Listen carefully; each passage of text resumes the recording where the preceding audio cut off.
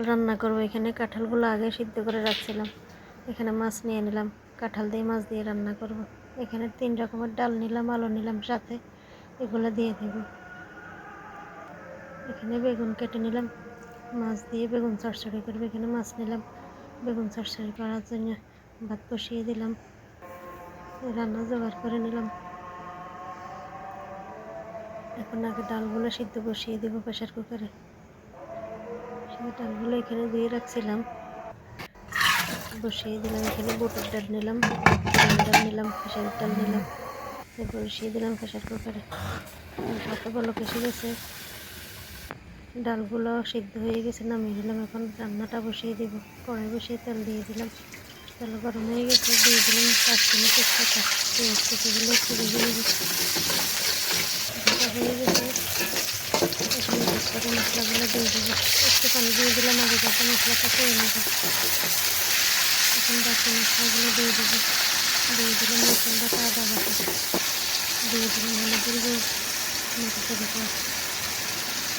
এগুলো এখন ভালোভাবে কষিয়ে নেব। কষানো হয়ে গেছে, এখন পানি দিয়ে দেবো। মাছ দিয়ে দিলাম, মাছগুলো এখন ভালোভাবে কষিয়ে নেব। দিয়ে দিলাম এখানে ডাল, খেসারির ডাল। এগুলো প্রেশার কুকারে দিই নেই, এইভাবে দিয়ে দিলাম মাছের সাথে।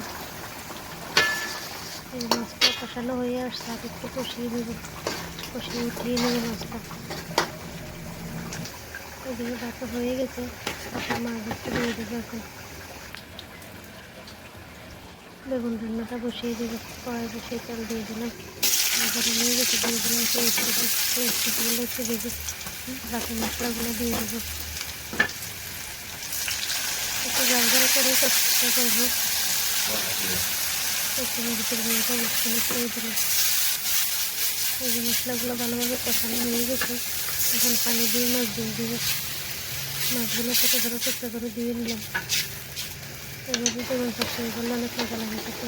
এই যে এখানে কাঁঠালের জন্য মাছগুলো কষানো হয়ে গেছে, এগুলো উঠিয়ে নেব। উঠিয়ে কাঁটাটা ছড়িয়ে পরে দিয়ে দেবো, তাতে কাটা কাটা না লাগে। এখানে একটু পানি দিয়ে দিলাম, দিয়ে দিলাম আলু, কাঁঠালগুলো দিয়ে দিব।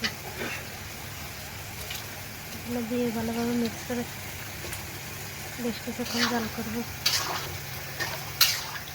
মিক্স করা হয়ে গেছে, এখন ভালোভাবে কিছুক্ষণ কষাবো। এদিকে মাছটাও কষানো হয়ে গেছে। এই যে মাছগুলোতে কাটা ছড়িয়ে নেব মাছগুলোর থেকে। এখন এভাবে কাটা ছড়িয়ে দিলে আর কাটা কাটা লাগবে না খেতে। বেগুনের মাছটাও কষানো হয়ে গেছে, বেগুনগুলো দিয়ে দেব। বেগুন দিয়ে একটু মাছের সাথে মিক্স করে নিলাম, বেশ কিছুক্ষণ কষিয়ে নিয়ে এদিকে কাঁঠালটাও বলক এসে গেছে, একটু নেড়ে দিলাম। বেগুনটা কষানো হয়ে আসছে, আর একটু কষাবো। দিয়ে দিলাম পানি, পানি দিয়ে এখন জাল করবো কিছুক্ষণ। এদিকে কাঁঠালটাও বলক এসে গেছে, একটু নেড়ে দিলাম। এই বেগুনটাও একটু নেড়ে দিলাম, হওয়া পর্যন্ত জাল করবো। কাঁঠালে কষানো হয়ে গেছে, এখন ডালগুলো দিয়ে দেব। দিয়ে দিলাম জিরা ধনিয়ার গুঁড়ো বেশ খানিকটা দিলাম। এগুলো দিয়ে মিক্স করে এখন পানি দিয়ে দিব। দিয়ে দিলাম কাঁটা ছড়ানো মাছগুলো, ভালোভাবে মিক্স করে নিলাম। এখন পানি দিয়ে দিলাম পরিমাণ মতো, পানি দিয়ে একটু মিক্স করে নিলাম, খাওয়া পর্যন্ত জাল করব। এদিকে বেগুনটাও রান্না হয়ে গেছে, নামিয়ে নেব। এখন বেগুন চচ্চড়ি রেডি, নামিয়ে নিলাম। ভাতের পাত্রটি একটু চাকা দিয়ে দিলাম।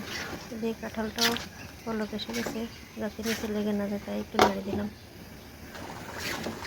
কাঁঠালটাও রান্না হয়ে আসছে,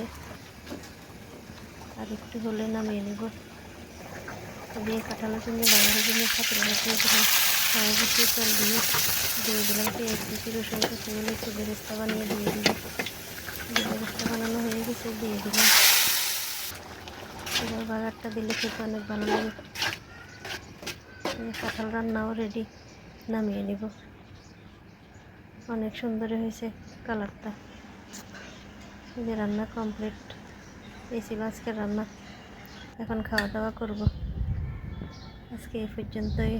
সবাই ভালো থাকবেন, সুস্থ থাকবেন। যে যেখান থেকে ভিডিওটা দেখেন, ভালো লাগলে লাইক কমেন্ট করবেন। আল্লাহ হাফেজ। সবাইকে অনেক ধন্যবাদ। আসসালামু আলাইকুম।